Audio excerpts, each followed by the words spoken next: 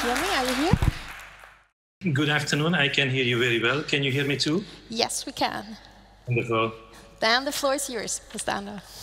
Thank you very much. Ladies and gentlemen, it is really a pleasure for me to join this conference today.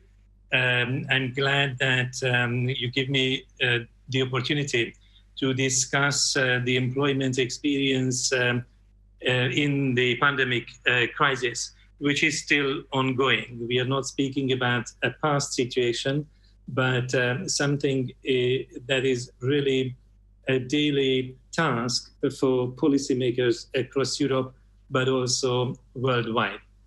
But even if I'm stressing the present time, the fact that we still, will need at a later stage some kind of historical perspective to evaluate the policy development in this crisis, and especially the success or not of the various government interventions. The reason I feel competent speaking to you about this is the very pertinent question, which I receive almost on a daily basis, how this crisis compares to the previous one. And I think this comparison is very, very important. Let me quote a conversation which I had a few months ago with an American professor, James Galbraith, a famous professor of economics at the University of Texas, who was a son of even more famous economist, John Kenneth Galbraith. And I was taking a podcast interview for the foundation, FEPS, the Foundation for European Progressive Studies in Brussels, with Professor Galbraith. And I was asking this innocent question from him, whether politicians learned anything from the previous crisis, which they can use in the current one in order to ensure that the crisis response becomes more successful. And unfortunately, Professor Galbraith started to almost laugh because of the simple suggestion that politicians of various qualities could learn anything from the previous crisis. And it sounded like a really tall order to assume that the political leaders on either side of the Atlantic are really learning from the crisis experience. Now, I think this response of James Galbraith was a little bit ironic, right? A little bit of exaggeration. Even if we have, let's say, mixed opinion about various political leaders or the political class in general, we shouldn't be so negative. And to be honest, I would like to make a strong point and argue in favor of this in the remaining time of my presentation, that in Europe, politicians have learned. The past crisis, the so-called Great Recession and the Eurozone crisis, which was a very long, polarizing and devastating crisis in Europe from the point of view of the economy and the labor market. This crisis served with a lot of lessons. And in the last about 8 months, the European response has been quite different. So this time, a lot of things are really different. I think it's probably more striking and more visible in macroeconomics, but also very important in the field of employment policy, which I would like to detail for you. In macroeconomics, of course, this is also relevant for employment. The labor market opportunities for success or failure are pretty much framed and almost determined by macroeconomics. So that's the reason why I really need to stress the importance of giving a very different macroeconomic response to the coronavirus crisis in Europe as compared to the Great Recession, but especially the so-called euro area crisis in 2010, 11, and 12 period, when the European Union, especially the euro area, was pushed very, very close to the state of disintegration. Now, this time it is different. We know that after some hesitation, but after just some very short hesitation, the European response in macroeconomics was about solidarity to create a new budgetary tool, an entirely new model of the European Union budget, which is capable of counter-cyclical intervention. In other words, capable of performing a stabilization function, which historically was not a task attributed to the European level. Right? Historically, in the so-called Maastricht paradigm, we assumed that the European Union budget has to remain small, doesn't need to perform stabilization if that's a task at all. That should be performed by the national budget, by the national macroeconomic policies. This time it is different.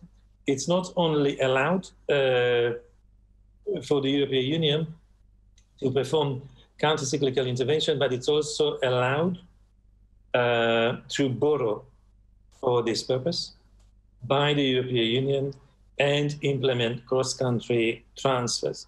This is absolutely fundamental for macroeconomic stabilization and helping to generate an economic recovery, but also very, very important for employment. But coming specifically to employment, I think we can also highlight that the crisis response is different than in the past experience.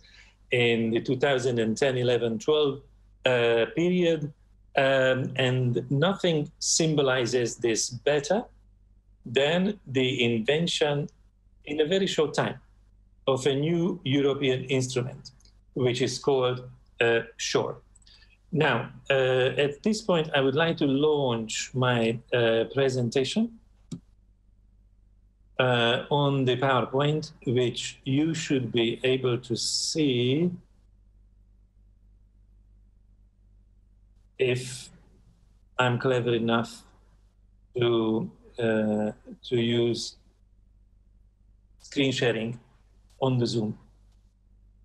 Could somehow I receive a confirmation that now you can see the title of my PowerPoint presentation? If no confirmation, I simply assume that it is visible. Thank you very much. The content of my presentation a little bit is about the previous crisis. I believe we have to look back to that for some further lessons, but then I would elaborate on the current crisis from the employment point of view and present you a kind of hypothesis that with the more unified crisis response, which is also drawing lessons from the previous one, we are moving towards a European labor model, and I would like to explain to you what I mean by this. Then I would stretch my analysis to some difficult categories of the labor market, which I will call as a common name, or with a common name, as the peripheral workforce, before drawing the conclusions. Now, what was the for most of the talk, I will definitely focus on the centrality of the short-time work arrangement, which in German is called Kurzarbeit. Now, I would go back to the previous crisis and recall something which I believe was the most important policy document of my time in office as a European Commissioner for Employment, Social Affairs and Inclusion. And that's the so-called employment package. I think those colleagues working in this profession might remember, but not everybody. Obviously, one doesn't need to remember too many policy documents, even if it comes from the European Commission. Nevertheless, the employment package of 2012 was an important attempt to overcome, on the one hand, the very divided landscape in the European Union, where the European countries were really split in terms of how they responded to the crisis. And that, of course, was a massive problem, since the financial crisis very quickly turned into an economic one, which generated an employment crisis, which generated a social crisis, which also contributed at the end to a political destabilization in various EU member states. At this time, in 2012, the European Union experienced record high unemployment, which at the European Union average meant 11%, and in the euro area 12%. But behind this average, there was a massive polarization. Several countries like Germany and Austria, especially with single-digit unemployment rates, while countries like Spain and Greece in particular, well above 20. They peaked around 25, 26% unemployment rates, and not only for a short time, but they had to live in that for quite a long period. Now, in terms of the division of Europe at this period regarding the employment strategy, one needs to highlight that these countries where the unemployment skyrocketed in 2010, 11, and 12, the dominant approach was the so-called external flexibility or flexibilization, labor market reforms that allowed for quick and easy dismissals, and as a result, also what we call internal devaluation, a negative drift in terms of wage levels, direct and indirect wages as well, and also cutbacks on pensions. That, of course, contributed to a kind of vicious circle towards shrinking demand in the economy, and the shrinking demand further exacerbated the unemployment problems. And on the other side, you had the countries, let's say, on the sunny side of the European divide, Germany, Austria, Denmark, and a few others. The Netherlands perhaps could be added to this group, where, as I mentioned already, single-digit unemployment prevailed through the whole period. And one of the secrets, one of the key ingredients of this most successful employment strategy was the short-time work arrangement. Before that time, it had been tested, of course, in various shorter episodes. But that was a massive crisis where about 1 million jobs in Germany were saved by Kurzarbeit. And this became such a famous word that also in other languages we call the Kurzarbeit. Kurzarbeit, in English language, you find it frequently popping up in the labor market literature.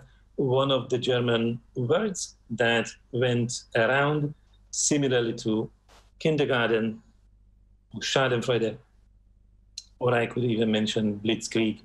So there are various specific inventions which are somehow stereotyped and linked to a specific national experience. And that also explains why the international terminology also preserves somehow the national origin, the reference to the national origin of this experience. Now, but I want to explain a little bit to the 2012 employment package. Why? Because this was the document in which the European Commission of which I was a member responsible for this dossier, tried to point out the so-called best practices and looked at Kurzarbeit as a best European practice and tried to popularize this. And in a way, through long pages under the title "Towards a Job-Rich Recovery," the Commission tried to advocate a shift from external flexibility towards internal flexibility. I believe that this is the first important European Union document which tried to kind of generate this shift of focus. We also dropped the concept of flexicurity. At least we dropped the usage of this name. Not because the idea would be stupid. I think the idea of flexicurity, as it emerged in the 1990s, originating from Denmark, interestingly, we don't use a Danish word for that. I think the Danish word for flexicurity is also flexicurity, while the French one is flexisecurity. And various other nations try to translate it on their own ways. But it was not only the translation and pronunciation of flexicurity or flexisecurity which caused a headache for politicians and policymakers, but also the implementation in a smart way, which wants to reconcile two important requirements: flexibility on the one hand, security on the other hand. And while it did work out in some contexts, especially in Denmark, for many other countries somehow found it hard. And at the end of the day, neither business nor labor liked the concept of flexicurity. So we try to build a philosophy around the concept of a dynamic and inclusive labor market. And dynamic in the sense that not only and not especially the dismissal should be made easier, but the entry to the jobs, so the entry barriers to employment should be somehow eliminated and the access to employment facilitated in various forms, including subsidies, but also legal changes if necessary. There were further important elements of this employment package. Like any EU document, it was also calling for investment in skills. That's a kind of EU standard since the so-called Lisbon Agenda, or even before the European Employment Strategy that was launched in 1998. But this package also outlined a lot of steps on creating a genuine European labor market and facilitate mobility to improve both the demand and supply side of cross-border mobility in Europe and improve transparency of the European labor market. And at the time of this skyrocketing unemployment, we also highlighted a few key sectors. Interestingly, the green, the white, and what is often called the silver, the ICT jobs, as promising ones. And I think these elements are also quite well surviving the long period which is already behind us since the publication of this document. Now, the point is that at the given time, for the previous crisis, this document was probably too late, and did not have, in a way, the power to force itself upon the member states who, using their own national competence for shaping labor market policies, often paid attention to the AS strategy, but were not under some kind of obligation, even if in that period already, some of the recommendations of the European Union already were transmitted to the EU member states through the so-called European semester, which is still a functioning mechanism, although Ursula von der Leyen, the current Commission President, former Minister of Labour and Social Affairs of Germany, reformed a little bit the European semester. Now, the EU, as I stressed, under the umbrella of the employment package, did make this shift from the external towards the internal flexibility, but it was also recognized that in countries where it was used successfully, there are indeed certain preconditions.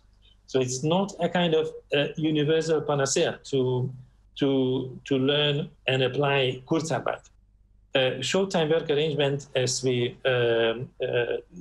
also use this as a synonym for Kurzarbeit in English text, have certain conditions in order to function well. What are these conditions which need to be around?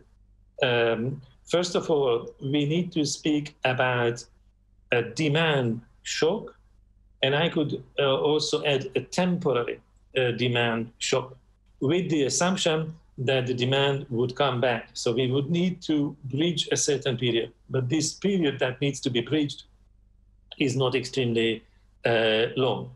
Secondly, what is also needed, a social dialogue, the capacity of business and labor, employers and employees, to cooperate, negotiate, design these schemes, and apply these schemes on a negotiated basis with full trust between the two sides. And countries with an established tradition of social partnership obviously have an advantage in this field. And the final and also very important precondition for Kurzarbeit to work was the fiscal capacity to be able to finance such schemes. And of course, this also had to be highlighted as an important precondition because many countries where unemployment was skyrocketing, the limited capacity to use such instruments was linked to the front-loaded and sometimes very heavy fiscal consolidation policy, which some people call austerity. I think austerity is a more widely used name outside the profession, but within the economics profession and in policy, we prefer to call it fiscal consolidation, which is also a little bit of the optimistic spin that these measures at the end of the day lead to strengthening rather than weakening, which sometimes works out, but sometimes, unfortunately, doesn't. Now, as I said, Europe in the previous crisis was divided. European intervention and guidance, in a way, was mixed, contradictory between macroeconomic and employment sides, and in terms of promoting job-saving solutions, not really forceful and not really successful. A few tools obviously could be highlighted from the past experience, like the so-called Youth Guarantee, which was also presented in 2012 following the employment package. The European Commission followed up with a youth employment package with the Youth Guarantee scheme as the central concept of it. But also, I need to stress that this was too late to be a job-saving scheme. Countries which pioneered this model, like Finland or Austria, they managed to use it as a job-saving scheme, a tool to mitigate the original shock. In other countries, the Youth Guarantee proposal of the European Union came too late for mitigating the crisis. Nevertheless, in my view, it did help in terms of orchestrating a job-rich recovery, ensuring that the recovery period not only creates employment, but also benefits the young generation better than before. Now, the question is, what we learned from this experience and what is the evidence? The evidence is twofold, in my view.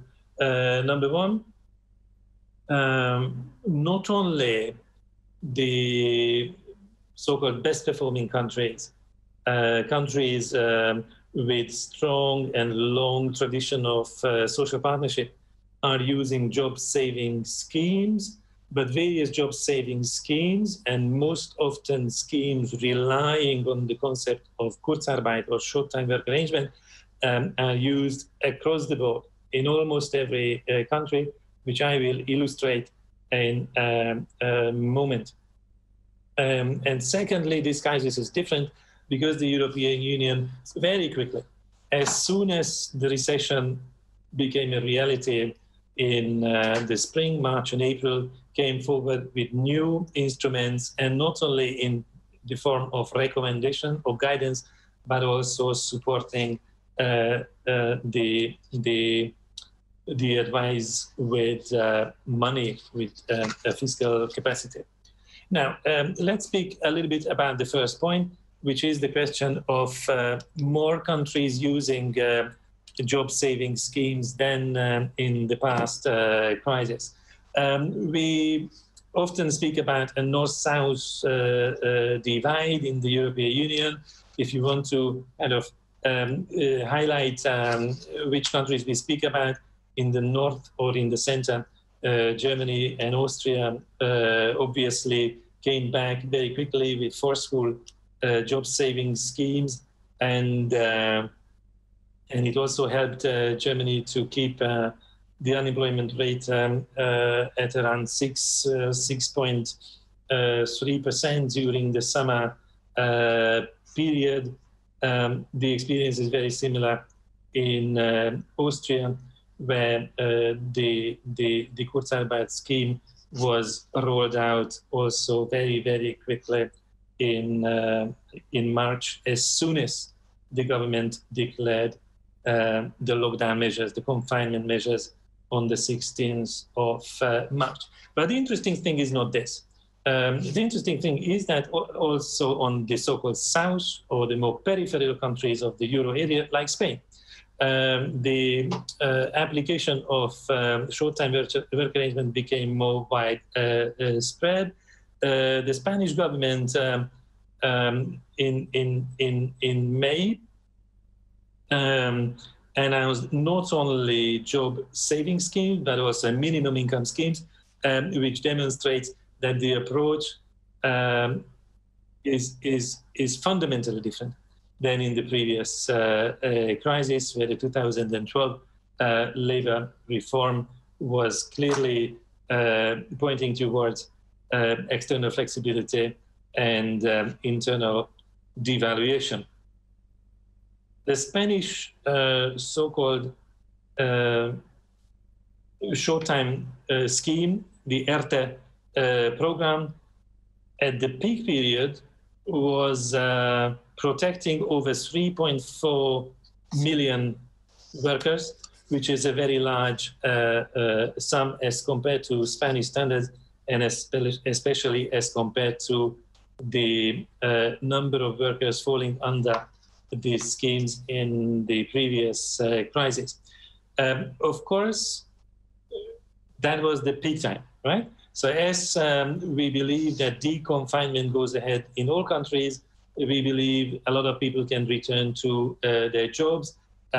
People covered by these schemes will be less numerous, but even towards the end of the summer, close to 1 million people fell into this category, which was protected by the so-called ERTE scheme, mainly working for that time, being not working in three sectors. One is food and drink, the second is retail trade, and the third one is accommodation. So the hotel industry, which altogether demonstrates the excessive reliance of the Spanish economy on the tourism sector and the catastrophic crisis of tourism in this year, 2020. But even more interestingly, it's not only the Euro area countries and the European Union countries where these job-saving schemes and efforts manifested themselves in the recent period. I also need to highlight the United Kingdom, which was, especially since the time of Margaret Thatcher, the archetypical country of neoliberal ideas, especially in the labor market, without any comparable practice of the social dialogue to most of the continental countries, especially the German-speaking countries. A very, very different labor model than continental Europe, which is to some extent one of the driving forces of Brexit itself. But today we are not speaking anymore about the United Kingdom as a European Union country. They are on their way out formally. They are out while still being in a transition. Nevertheless, as the crisis hit, as the shock came in the spring, also the UK government presented a very bold so-called furlough scheme in order to ensure that jobs are not shredded in the same way as in the previous crisis. And this job retention scheme also covered very large numbers of employees. Similarly to Spain, between 3 and 4 million people fell into this category. Of course, all this requires budgetary support, right? And that's why it's very important that the countries of the European Union, but also the UK, in a way, immediately took the right direction, as opposed to the previous crisis, when a lot of EU countries implemented premature fiscal consolidation, which pushed us into the second recession in 2011 and 12. Now there is clarity about the need for fiscal stimulus, fiscal expansion, and that also applies to the UK. Now, in any case, of course, when governments apply fiscal expansion, and also when they apply such massive labor market intervention schemes like ERTE or the furlough scheme of the UK, or Kurzarbeit in Germany and Austria, part of the policy community immediately starts discussing the exit, right? Before the time for the exit comes, there is always a discussion about that. I would say this debate is one of the most critical ones of this period in the autumn, because we are not exiting from the pandemic. It's still with us. Some kind of second stage or second wave of the pandemic is still with us. Countries are making efforts to re-energize the economy at the same time. And I believe it's very, very important to avoid premature exits from the crisis. Where there is one, of course, it comes with kind of sweeteners, like in the UK, when there is a kind of job retention bonus up to £1,000 for each worker brought back from the furlough scheme to the payroll of the companies. But I think the importance of avoiding the premature exit is going to be an important point. Now, the second evidence for explaining that this crisis is different is what happens at the European level, right? Because until now, I was speaking about the national level, national schemes, and national government policies to save jobs and avoid skyrocketing unemployment.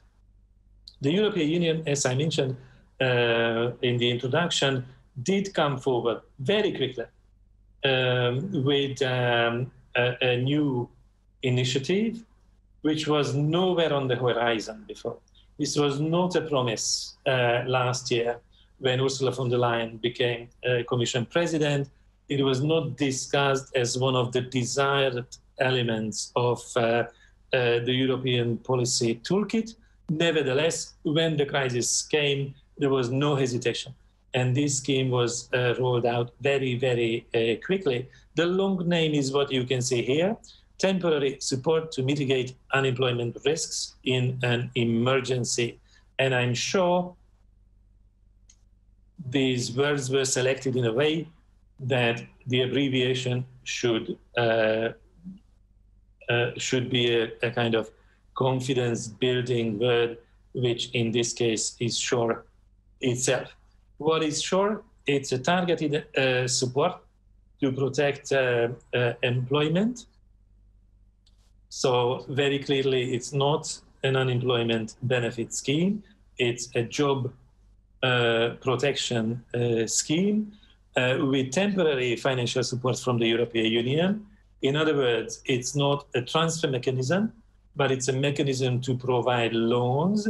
It's capable of providing fast aid from the EU, deployed relatively quickly, and topping up or complementing the national efforts that have to be in place in order to receive this additional support. How big additional support?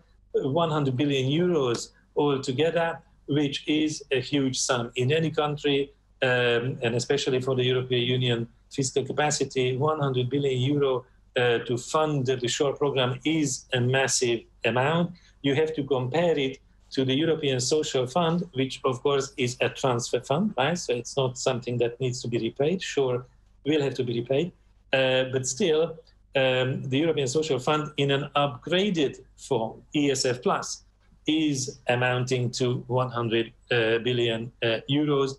So the fiscal muscle added to the recommendations of the European Union to apply internal as opposed to external flexibility at the time of the pandemic crisis is really significant, and it demonstrates real solidarity between the member states of the European Union.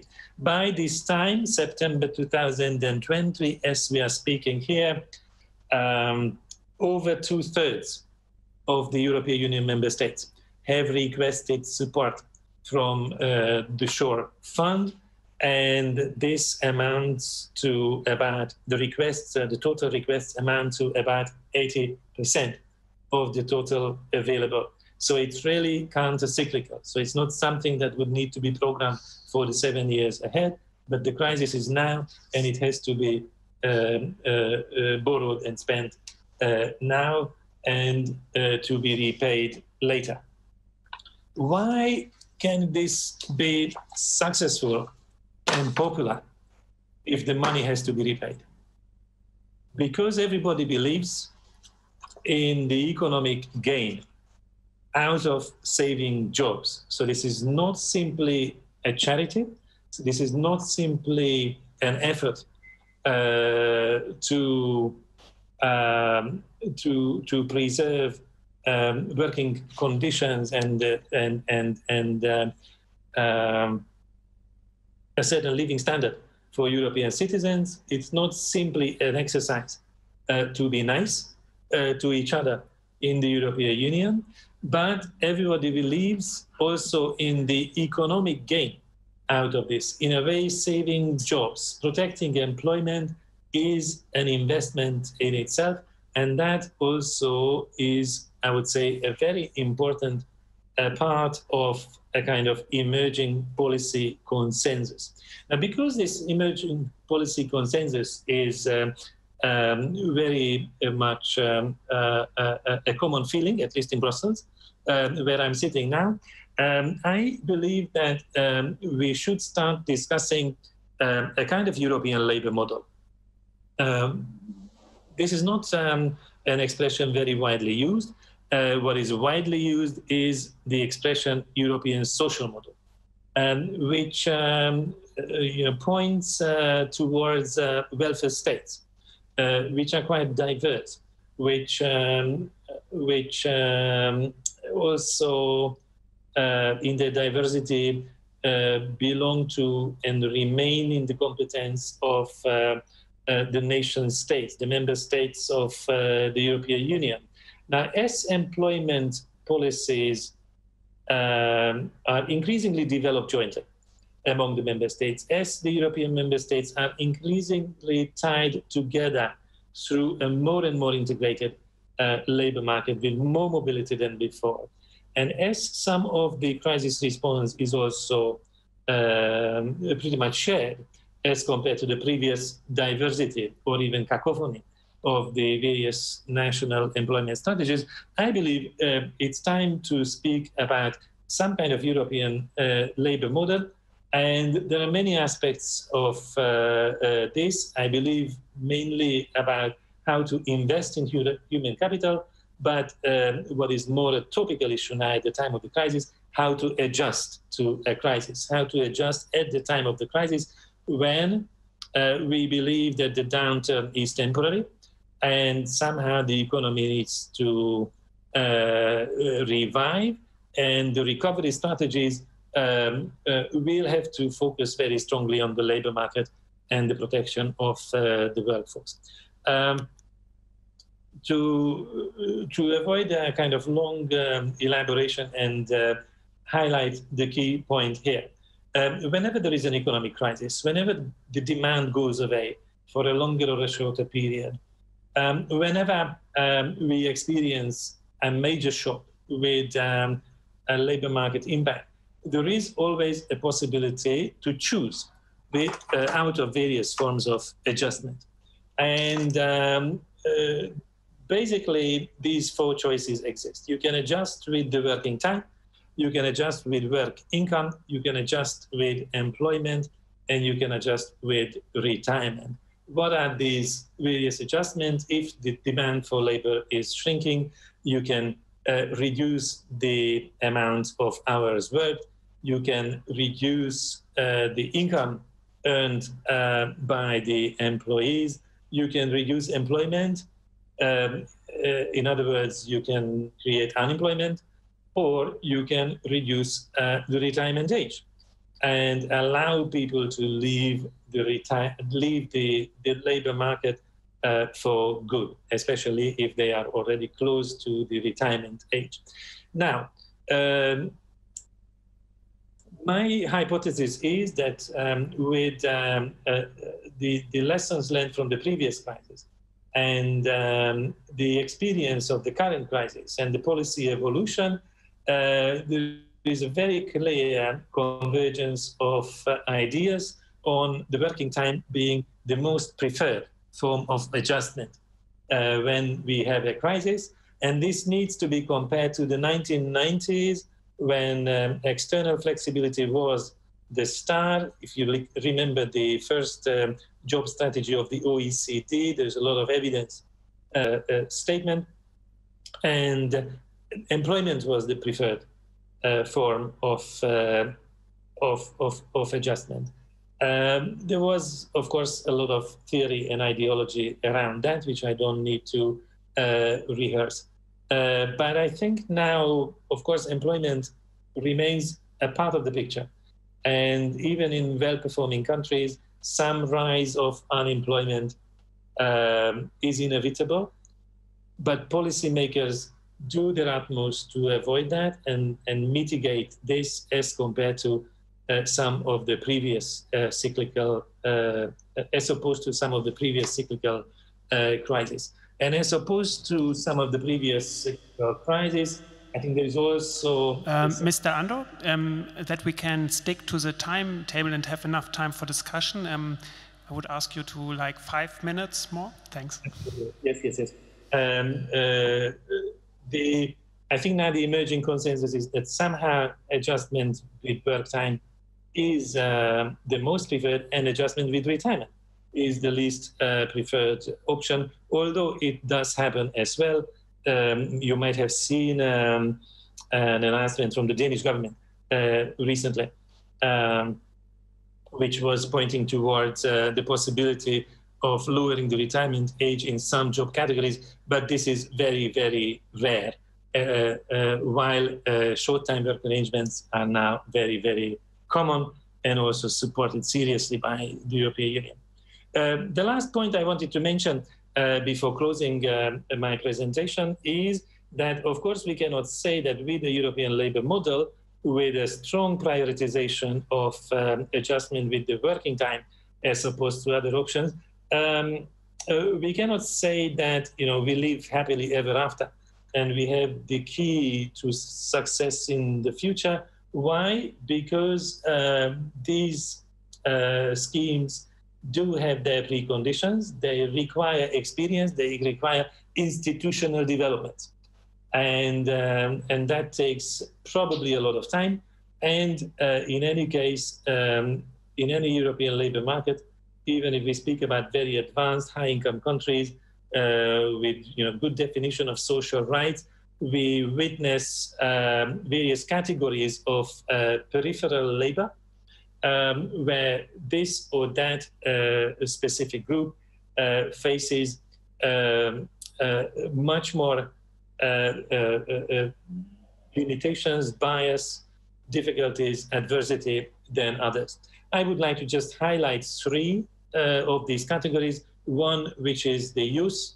The other one, the so-called atypical or precarious workers, and the share of the atypical forms of employment increased massively in the recent period, and this is not voluntary in most cases to have an atypical fixed-term 0-hour contract in most cases. And of course, we have to speak about intra-EU migration as well, and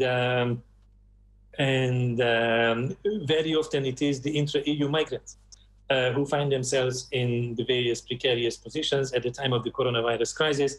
We also saw, for example, how badly some of these migrant workers are needed at the workplaces, but how difficult it is to guarantee that, for example, from the point of view of occupational safety and health, they enjoy the same protection as the local workers. So somehow, one way or another, national legislation, but more importantly, EU legislation, will have to pay attention to these peripheral categories in the coming period to avoid a dangerous polarization in the labor market, a dangerous fragmentation of the labor market and the fragmentation of social rights in our societies. But in my view, the good news is that the EU does have a diverse toolkit against unemployment and against the degradation of labor market standard. It has to be used and it has to be further developed. Many of these initiatives are also today on the table. One of the initiatives which is also on the table, unemployment reinsurance, is very, very important to arrive at some point, because that's the way to complete a kind of double safety net. The SURE program is one level of a safety net for those whose jobs can be protected at the time of the crisis. But since we are very far from a situation when everyone's job can be saved in a crisis, an unemployment reinsurance system is also going to be important addition in the coming period. I would like to close on this point and look forward to a short Q&A should you have comments or questions about this topic. Thank you very much. Thank you. Thank you, Lázlo Andor, for your inspiring talk. I would like to draw the discussion to two issues which are being discussed right now very heavily, at least among economists in Germany. We all agree that the Kurzarbeit, the short-time schemes, are very important and provide a very good safety net for employment right now in the crisis. At the same time, there is the concern that after such a deep crisis as we are in now, or as we were in 2008, 2009, there is structural change to come. The economy will change, and some, or at least more free market-oriented economists, are concerned that short-time schemes prevent the structural change to happen. What's your view on that, on this discussion, and what has been your experience from a cross-country perspective? And the second question, which just I may add, there is a huge debate right now in Germany about what's the right social safety net for self-employed who may have no employees, who just work for themselves and are very strongly hit by the current crisis, probably more so than by the crisis 2008, 2009. Thank you. If I can respond to this directly, indeed, it's not only a debate in Germany. I think also in other countries, to what extent we have to pay attention already now to the structural changes. An important British author is Jonathan Portes, professor at King's College, who recently argued, indeed, that it's not a problem if the government starts phasing out the furlough scheme, because it's pointless to defend jobs for too long, which might go away relatively soon because of the structural changes which you also highlighted. What I think on this question is that probably it's not an either-or issue. And in any case, even if structural change is bound to happen, it should not be left to, let's say, the free market to sort out the adjustment to the new structural requirements of the labor market. That justifies the proposal for the so-called Just Transition Fund. One of the biggest structural transformations of our time is climate change and the adjustment of the economy and the labor market to the reality of climate change. And that's why a so-called Just Transition Fund was also put forward. Unfortunately, in a way, this is one of the negative sides of the recent budget negotiations in the European Union. It didn't become as big as it was originally planned, but I think probably not everything is lost. And in any case, the EU funds only come to top up the national funds in this field. So I think the answer is that both sides of both aspects, cyclical and structural, are important. I didn't elaborate that much on that because my belief is that in a way the European Union, through the European Social Fund, was capable of responding to many types of structural transformations and reskill and upskill the workforce, while it has been lacking completely the capacity of cyclical intervention, which now with the SURE fund started and can be supplemented with unemployment reinsurance as well. Look, it's a national choice whether the existing schemes are extended to the self-employed or not. To my knowledge, for example, in the UK, but also in other countries, it was decided already at the start that self-employed people would be covered, although in some cases with a delay or with limitations as compared to standard employees. So it's important to pay attention to this. I don't think it's possible to completely limit self-employment. It's probably not necessary because some of these forms of employment are in demand. Although what I think is that somehow it should be possible to limit 0-hour contract, which in many ways considered to be a kind of abuse of the market situation and really leave a lot of people in very precarious conditions. So probably some kind of audit of the recent labor market transformation would be needed, maybe also at the European level, to see what kind of re-regulation would be justified also in the light of the crisis experience. Basically, perfectly in time. So thank you very much, Mr. Andor, and yeah, thanks for the great talk. Thank you very much for your attention.